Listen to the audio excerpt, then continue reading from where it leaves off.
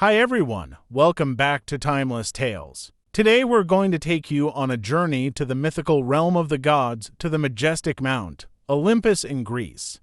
Get ready to be awestruck by the natural beauty and rich history of this iconic wonder. Located in northern Greece, Mount Olympus is the highest peak in the country and a place of unparalleled natural beauty. This majestic mountain has been a source of inspiration for artists, writers, and philosophers for centuries. Its snow-capped peaks, lush forests, and sparkling waterfalls create a breathtaking landscape that will leave you spellbound. As we explore the slopes of Mount Olympus, we find ourselves surrounded by a diverse array of flora and fauna. The mountain is home to over 1,700 species of plants and animals, many of which are found nowhere else in the world. From the towering trees of the ancient forest to the delicate wildflowers that bloom in the spring, every aspect of this ecosystem is a testament to the incredible beauty of nature. But Mount Olympus is more than just a natural wonder, it's also a place of deep cultural and historical significance. In ancient Greek mythology,